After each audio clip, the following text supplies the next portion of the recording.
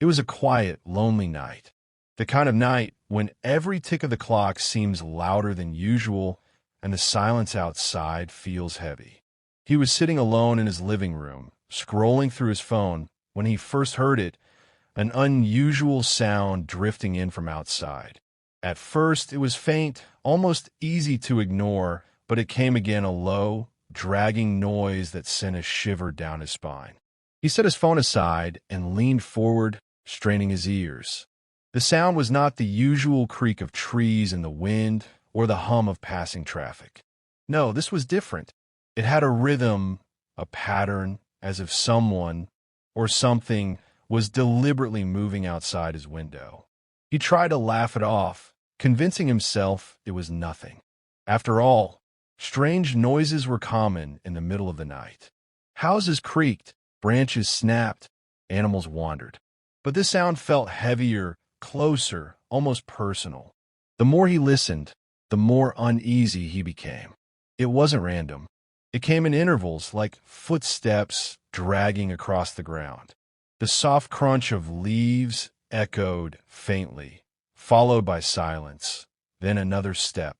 Whoever, or whatever, it was seemed to be circling the house. His heart began to race, beating so loudly it almost drowned out the sound itself. He thought about calling someone, but then stopped. What would he even say? I hear noises outside my house. They would just laugh, telling him it was his imagination. The silence stretched again, and for a moment he thought it was over. He leaned back, trying to calm himself. But then the sound returned, this time closer, right near the front porch. In that moment, he knew one thing for certain. He was not imagining it. Someone or something was out there. It was late at night, and the strange sounds outside his house had already started to unsettle him. But instead of panicking, he leaned back in his chair and whispered to himself, "It's just the wind. Nothing more." That was the easiest explanation. After all, the night was cold, the trees swayed with every gust, and branches often scratched against the walls and windows. He turned the volume of the television a little higher, pretending to forget what he had heard. He laughed nervously, telling himself that his imagination was simply playing tricks. How many times had he watched horror movies where the characters overreacted to simple noises? He wasn't going to be like them. He wasn't going to let fear control him. But deep inside, he couldn't ignore the way the sound had echoed. The rhythm of it, slow, uneven, and almost deliberate. Wind was random, scattered, wild, unpredictable.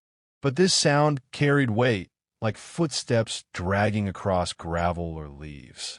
He shook his head, stood up, and peeked through the curtain for a brief second.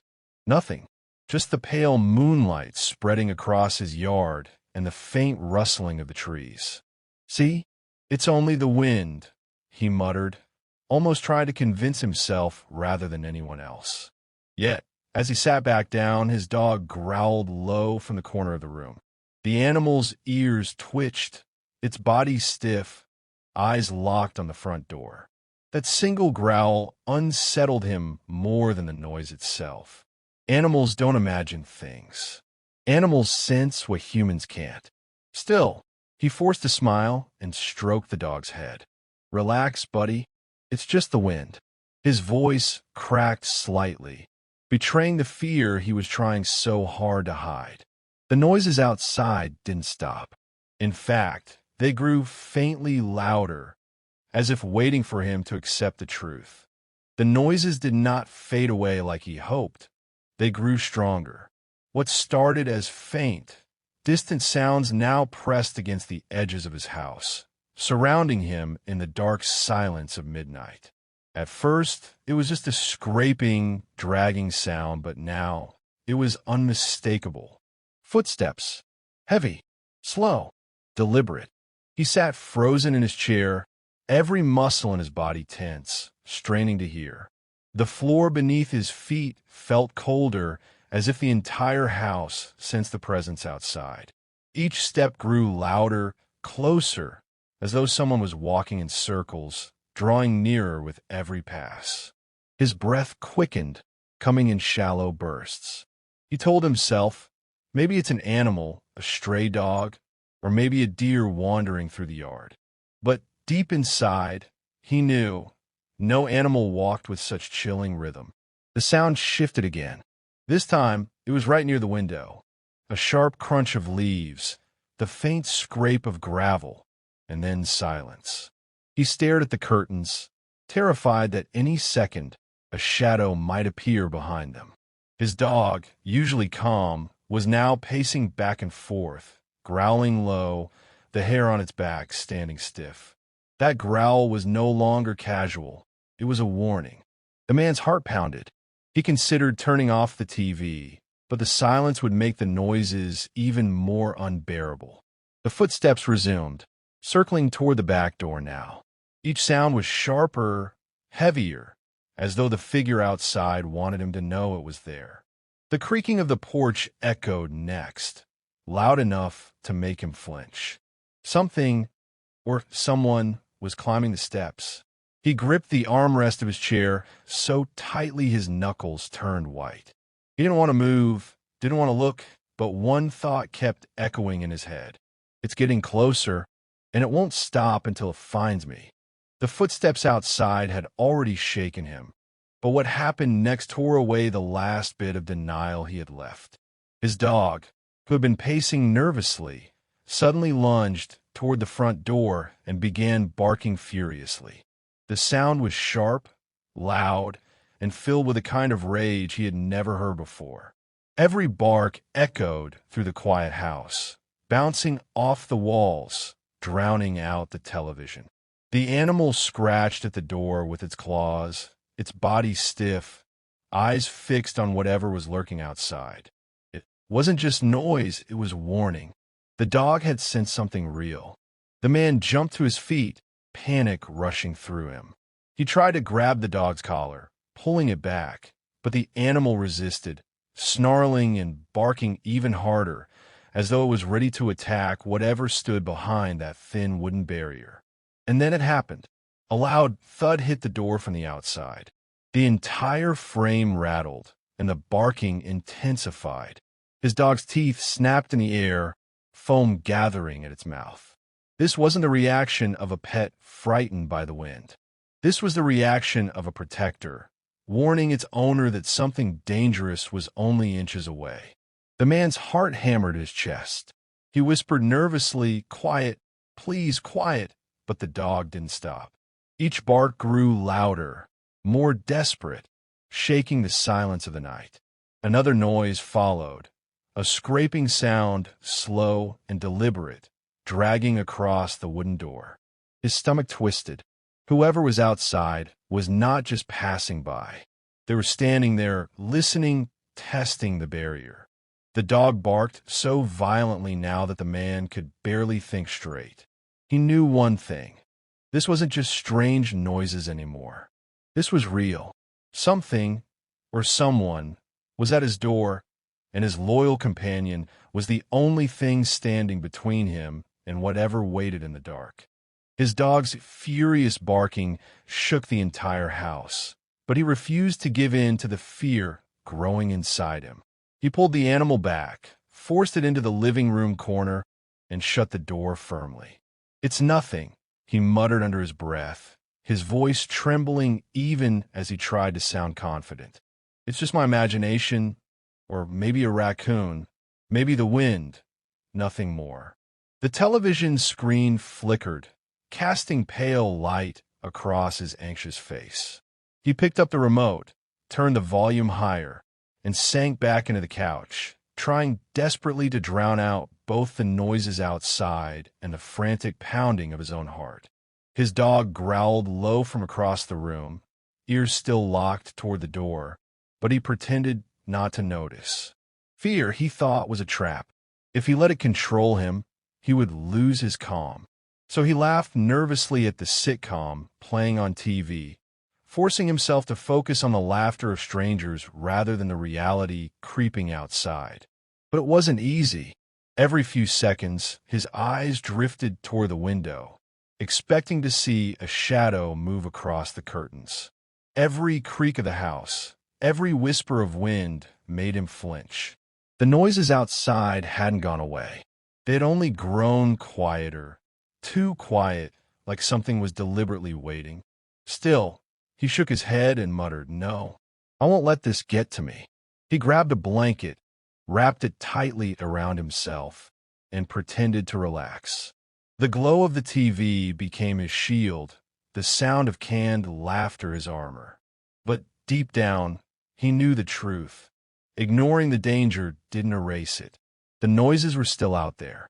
The presence was still watching. And by choosing to dismiss it, he might have just made the biggest mistake of his life. He tried to convince himself that the noises were nothing. The glow of the television gave him a false sense of comfort, the sound filling the room like a shield against the silence outside. But then it happened. Without warning, the screen flickered violently, colors twisting into static lines. The lights above him buzzed, then died.